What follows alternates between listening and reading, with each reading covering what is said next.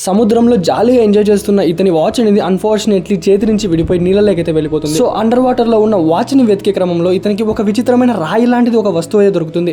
ఇక వెంటనే షిప్ లో ఉన్న తమ ఫ్రెండ్స్ కి ఈ రాయి ఏంటో కొంచెం విచిత్రంగా ఉందని చూపిస్తే అది రాయి అనేది కాదు, కొన్ని యాంటిక్ పీసెస్ అని, ఇవి చాలా ఏళ్ల క్రితం నాటివి. ఏదైనా షిప్స్ అనేవి విరిగిపోయినా లేక యాక్సిడెంట్ అయినా సరే అలాంటి వస్తువులు అనేది సముద్రంలో ఉండిపోతాయి, వాటి జాతికి చెందినవి అని చెప్పి ఆ అమ్మాయి ఇంకా ఇవి సింగిల్ గా అయితే ఉండవు, మల్టిపుల్ గా అయితే ఉంటాయి అనే విషయం కూడా ఆ అమ్మాయి చెప్తుంది. వెంటనే అతను ఒక ట్రెజర్ హంటింగ్ కి వెళ్ళినట్టు ప్రతి ఒక్కటి సిద్ధం చేసుకుని మళ్ళీ సముద్రంలోకి అయితే వెళ్తాడు. అదే సమయంలో ఎక్కడి నుంచో ఒక షార్క్ అనేది ఇతని మీద అటాక్ చేయడానికి అయితే వస్తుంది. కానీ అతని దగ్గర ఉన్న ఒక చిన్న స్టిక్ తో ఎలాగోలా షార్క్ ని అతని కంట పడకుండా తప్పించుకుంటాడు. అండ్ అలా వాళ్ళు చాలా సేపు సముద్రంలో వెతికిన తర్వాత వాళ్ళకు చాలా వస్తువులు అయితే దొరుకుతాయి. కానీ ప్రతి ఒక్క ఐటమ్ అనేది అంత వాల్యూ అయితే చేయలేదు. అలా చాలా సేపు వీళ్ళు ట్రెజర్ కోసం వెతుకుతూ ఉంటే ఆఖరికి ఇతనికి ఒక నైఫ్ లాంటిది అయితే దొరుకుతుంది. ఇంకా ఆ నైఫ్ ని వాళ్ళ గర్ల్ ఫ్రెండ్ కి చూపిస్తే ఈ కత్తి అనేది ఇప్పుడుది కాదు, ఎప్పుడో పురాతన కాలంలో బ్రిటిషర్స్ కాలం నాటిది ఈ కత్తిని చెప్తుంది. అండ్ ఇలాంటి వస్తువులు చిక్కితే ఖచ్చితంగా గవర్నమెంట్ కి చెప్పాలి, లేదా వాళ్ళు చాలా ప్రాబ్లమ్స్ ని ఫేస్ చేయాల్సి వస్తుంది. సో మనోడికి మాత్రం గవర్నమెంట్ కి ఇవ్వడం ఇష్టం లేదు. ఒకవేళ మీరు మూవీ చూడాలనుకుంటే వీడియోకి లైక్ చేసి కామెంట్ లో మూవీ అని టైప్ చేయండి.